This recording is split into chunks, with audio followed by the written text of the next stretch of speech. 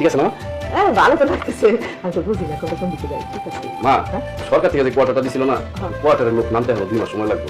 এর জন্য আর কি এই বাড়িটা আমি ভাড়া দিচ্ছি। দেখো আশেপাশে কিন্তু এই বাড়ি থেকে ভালো বাড়ি আর কেউ করলাম। এর থেকে ভালো বাড়ি আমার লাগবে না।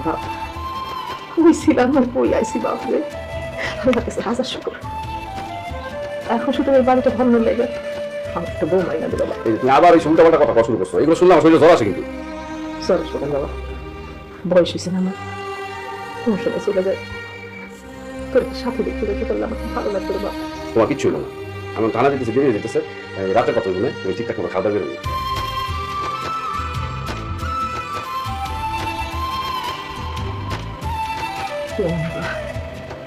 আল্লাহ আল্লাহ তুমি তোমার দেখে রেখো, আল্লাহ তোমার হেফাজতে রেখো।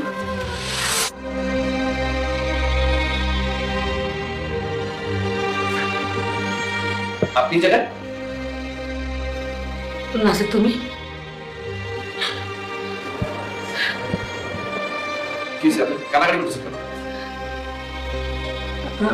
আমি তো জানতাম না তুমি এই থানায় আছো আর তোমার পুলিশের চাকরি হয়েছে, এটাও জানতাম না। আমি তোমাকে ফোন করছিলাম।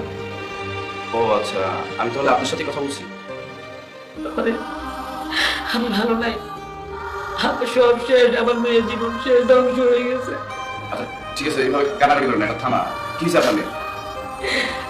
আমার মেয়ের আমি তোমার থেকে দিয়ে অন্য জায়গায় বিয়ে দিচ্ছি। ওই সবাই মদ খায়, জুয়া খেলে আমার মেয়ের মারধর করে যত চাই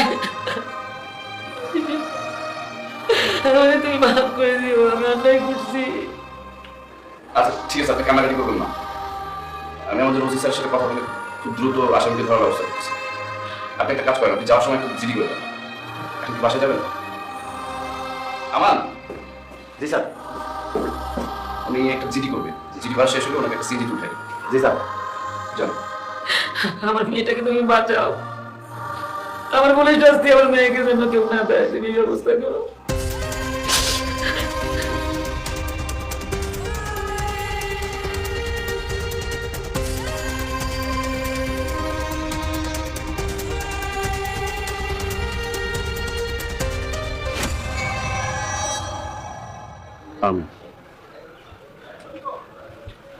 মা চলো আমাকে বাড়িটা একটু দেখে দাও।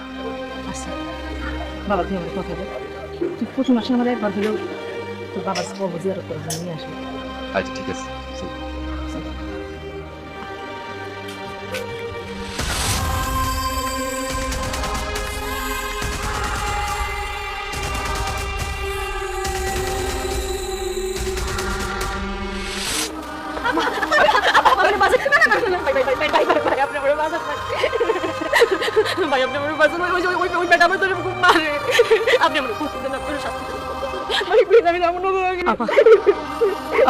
সুস্থ না, মানসিক রোগী হয়ে গেছে।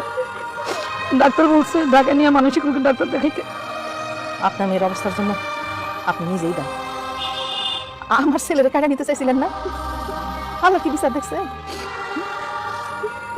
মানুষ জন্মের সময় গরিব থাকে না, আর জন্মের সময় অর্থ সম্পদ নিয়ে আসে না। কত অপমান করছেন একটা সময় আমার। আমার মাফ করে দেন। মা আমাকে দেরিয়ে দিতে চলো তো। এই না আপনার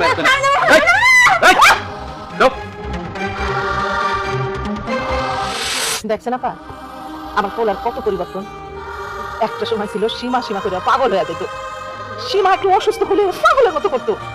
অথচ দেখেন আমার সেই ছেলে সীমার অর্ধ পাগল অবস্থায় দেখায় অবহেলা তার। আগে হলে কিন্তু এমনটা করতো না সে।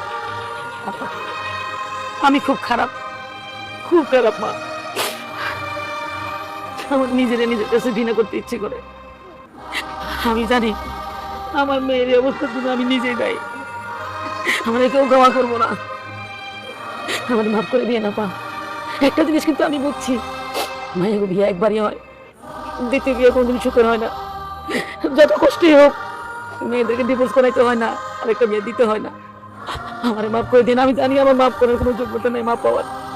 আমাকে আমার মতো ভুল যেন আর কেউ না করে।